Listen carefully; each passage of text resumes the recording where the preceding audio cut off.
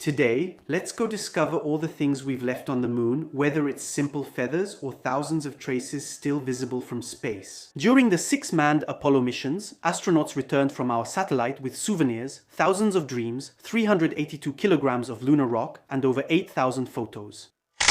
In this incredible collection of images, some have become iconic, even cliches because they've been used so much, but others, less well known, are just as fascinating, like the very first photo taken by a human being on another world. Here is the moon, captured from the Apollo 11 lunar module on July 20th, 1969, just a few minutes before Armstrong stepped out and took the very first photo from the lunar surface, in which there is a trash bag.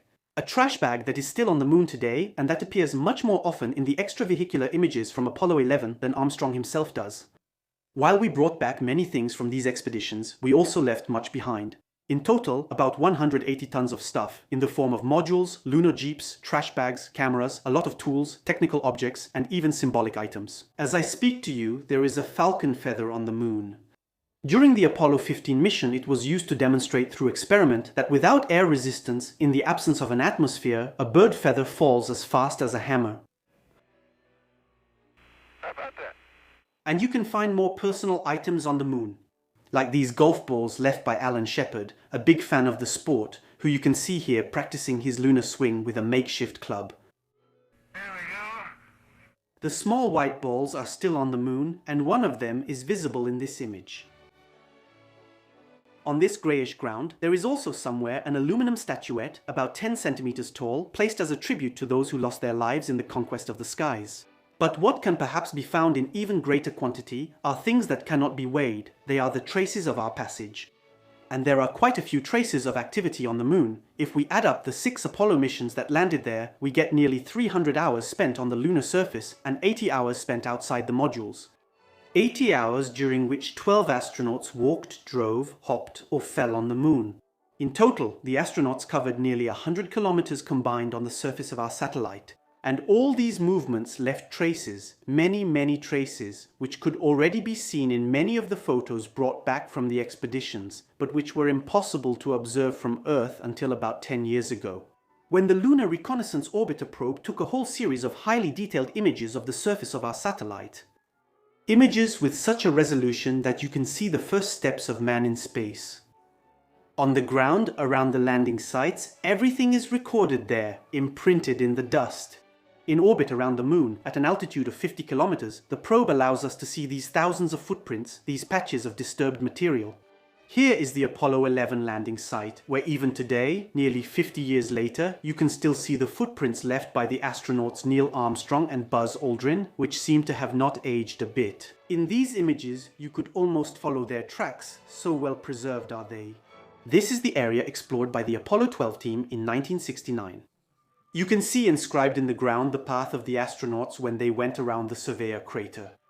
Here, the one left by Apollo 14. Somewhere in this image, in February 1971, Alan Shepard played golf, and now here is the lunar surface of Apollo 16. All the falls, the trampling, the uncontrolled slips are still inscribed there today, and it's as if every movement on the ground is still imprinted there. Besides, if we went there today, nothing would have changed. Everything would be the same, almost frozen in time. Somewhere here, there's a family photograph left by Charles Duke. And after spending 40 years on the surface of the moon, just like the 6 American flags planted during each of the missions, it is most certainly completely faded by ultraviolet radiation. Let's follow Apollo 17's path. Here, you can see the module that was left behind, as well as the abandoned rover. There, you can observe parallel wheel tracks left by the lunar vehicle. There you have it, enough to be moved by tire tracks. With an even finer resolution, you could see inscribed right on the ground, somewhere on this site, the letters TDC, written by Eugene Cernan, the last man to walk on the moon, who knelt down and traced his daughter's initials in the lunar dust. Initials that time will take longer to erase than if they were carved in marble on our planet. And that also goes for the footprints he left when kneeling, and for any other movement that displaced or lifted even a bit of lunar soil. The slightest hesitation, every jump, every movement left its mark there. Everything that was moved or disturbed hasn't shifted since. On the moon, the ground recorded every footstep, every fall, and in the absence of air, wind, moisture, microbial activity, without waves, without movement, without tectonics, everything has remained just as it was, as if frozen. The traces left by the astronauts will remain for an eternity, or close to it. Because in reality, even if a hypothetical pile of lunar sand is more durable over time than our most imposing fortress, even if the slightest footprint is more timeless than the pyramids of Khufu, some degradation is still at work. It's called space weathering, and it's caused by the presence of cosmic rays and solar winds. It is estimated that it will take at least between 1 and 5 million years for every place where the ground has been disturbed, every little hole dug trying to clumsily pick up a hammer. Every trace of those small steps for man, which defy the span of humanity, will eventually become unrecognizable. And up to 25 million years before time finally erases them completely. Unless, of course, a meteorite comes and wipes it all out before then. Anyway, the very first footprints from each mission have surely already been erased forever by the blast from the ascent engine when the astronauts returned. Because those were always at the bottom of the lunar module's ladder, close to the engines.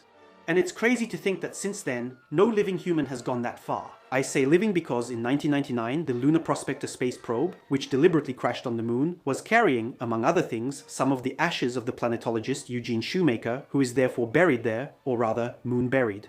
But since 2006, the late Eugene is no longer the furthest deceased person from Earth. Because a microfuneral urn contained in the New Horizons space probe went much farther, passing beyond Pluto's orbit with a tiny portion of an astronomer's ashes on board. Making these remains, the ashes, the fastest and most distant in the known world, which doesn't really help us much. Since we can't make nearly immortal sand piles on the moon, I'll go walk in the sand or leave marks on the pavement. I was strolling on the moon one day in a merry month of December. Now, May, when much to my surprise, a pair of bunny eyes. Boy, is this a neat way to travel. Isn't it great?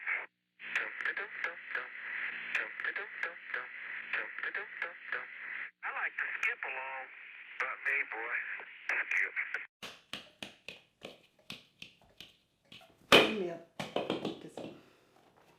There are nearly 100,000 of you following us, which is a lot of people on the moon. The ship on the right is part of the fuel to help us reach it. The one on the left is for not understanding anything about the universe. And the one in the middle, well, I forgot.